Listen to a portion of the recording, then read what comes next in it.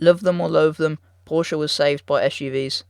They have traded sports for sports utility if you look at the production stats, but have still managed to be known for agile sports cars instead of luxurious SUVs.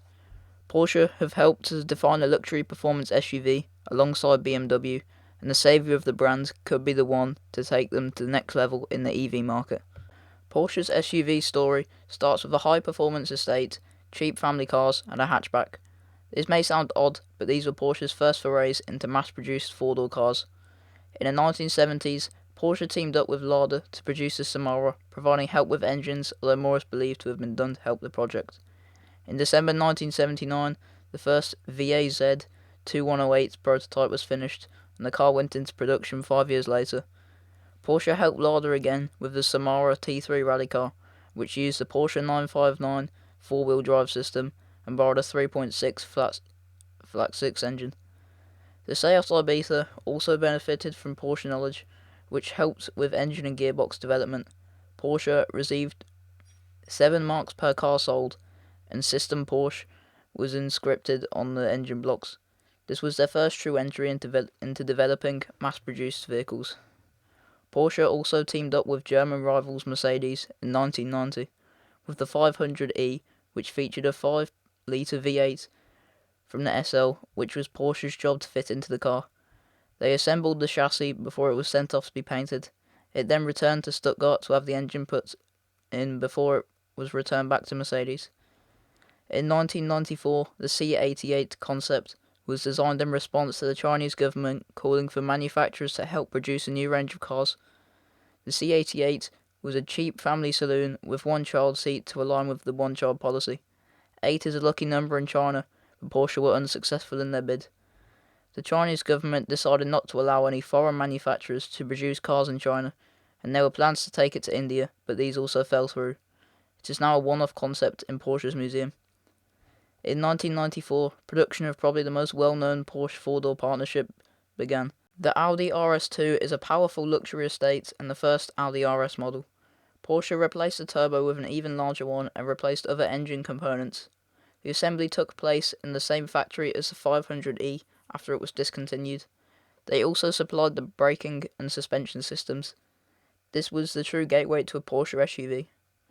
Porsche also supplied the four-wheel drive systems to Hyundai for the Tucson and the Santa Fe, but this came after the introduction of the Cayenne. These projects gave Porsche the experience and knowledge needed to make a mass-market car. Porsche and VW decided to work together in 1997 to make the Cayenne and Touareg on the same platform. The decision was made public a year later. There was a lot of research put into the project, which was designed to take on the Mercedes M-Class. Employees had to hand in their company cars and drive cars like the BMW X5 and M-Class so they could take more practical elements into account. This all culminated in the reveal at the Paris Motor Show in 2002. The Cayenne base model was introduced in 2003, a year after the initial lineup became available. It was powered by a VW 3.2-litre VR6 engine, which was also used in the Golf R32 and Audi TT. It was available with a 6-speed manual or a Tiptronic S gearbox, which was 0.6 seconds slower to 60 at 9.7 seconds. It followed the S version, which featured a 4.5-litre V8 producing 335 horsepower. There was also a limited edition titanium model with a lighter body, a sports exhaust, 19-inch wheels and sports suspension. There was also a turbo model at launch in 2002 with a 0 to 60 of 5.6 seconds. A Turbo S model was launched in 2006. Both models feature a locking differential and height-adjustable off-road suspension. The GTS was launched in 2008 and was the first Porsche to bear the name since the 928 GTS in 1992. All models received a facelift in 2008. Porsche's first ever diesel was launched in 2009 under the Cayenne name and featured a 3-litre turbo V6. Notably, the first generation featured the Cayenne S Trans-Siberia, which was made in celebration of Porsche's victory in the rally event. It featured the V8 from the GTS, but only 285 were ever produced. The first generation truly was a game changer for Porsche, and despite being called ugly, it sold 276,652 of them. equating to nearly 35,000 per year. The second generation Cayenne was unveiled at the 2010 Geneva Motor Show. It was larger than the first generation and had a more sloping roofline and headlights reportedly inspired by the Carrera GT. The interior was also updated to match that of the Panamera. It was also 250 kilograms lighter than the previous model. The new models featured more tech than ever before, with the GTS having optional keyless start and a rear-view camera. The turbo models also feature a sat-nav with voice recognition, four-zone climate control, and heated rear seats. The base model once again used a VR6 engine, with all other petrol models using V8s, producing between 395 and 562 horsepower. The diesel model returned and used the 3-litre turbo V6 again. Porsche again used the Cayenne to make history, as it became the first ever production hybrid from the brand. The S Hybrid launched in 2010 with an electric motor linked to a 3-litre V6. This had been promised since 2005. The models received a facelift in 2014, with the S and GTS dropping from 4.8-litre V8s to the 3-litre V6 engine. There was also a plug-in hybrid, the SE Hybrid, which was the first of its kind in the premium SUV market and became Porsche's third production plug-in hybrid. The second generation was another massive success, selling over 127,000 from 2010 to 2018 in the US alone. The Cayenne S diesel also broke a record in 2017 for pulling a 265-tonner Airbus A380 42 metres. The smaller sibling, the Macan, was announced in 2010 and was subsequently unveiled in 2013. The initial lineup included the Macan S and the Turbo. They both used a twin-turbo V6, with the S having 335 horsepower and the Turbo having 434. A 3-litre turbo diesel V6 followed, as well as a 355 horsepower GTS model.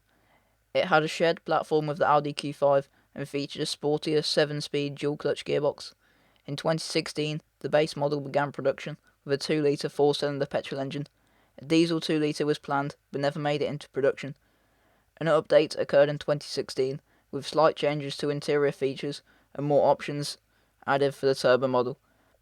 By 2018, more than 350,000 had sold worldwide, with over 100,000 sales in just China.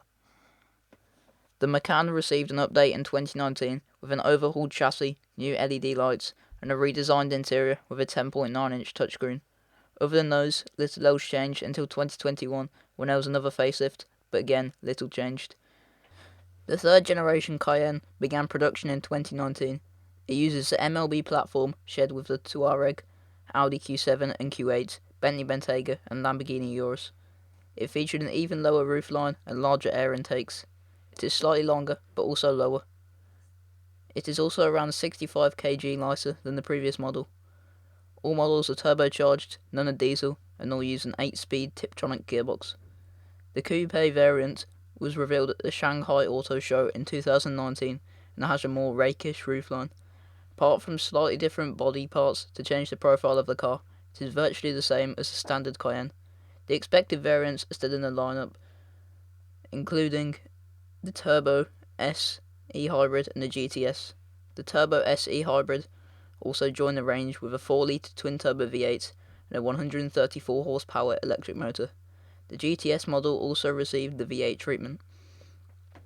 An even higher performance model joined the lineup, with the Turbo GT being introduced in 2021. It is based on the coupe and does 0 to 60 in 3.3 seconds. The 2024 facelift recently came with interior tech from the Taycan. Matrix LED headlights are now standard. The S now gets a 4-litre V8 for the first time since 2014.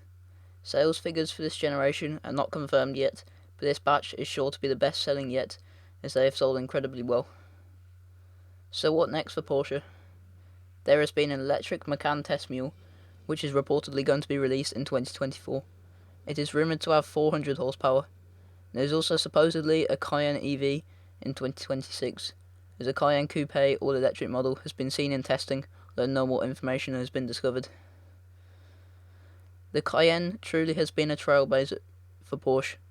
It took them into mass production and has arguably resulted in successful cars like the Panamera, Macan and now the Taycan. Along with the Boxster, it possibly saved Porsche. It pioneered the luxury fast SUV and contributed to the reason why everyone is driving one nowadays. It probably inspired the Lamborghini Urus, which in turn led to the Ferrari Purosangue. Even if they sold their soul, I would argue it's better than the company going bankrupt and the motoring world losing another historic brand. Whilst not necessarily the same, they can be likened to Ferrari in a sense. Ferrari built road cars so they could go racing, and Porsche built SUVs so they could build the sports cars we know and love. In my eyes, this is a small price to pay to save a company loved by so many petrol heads.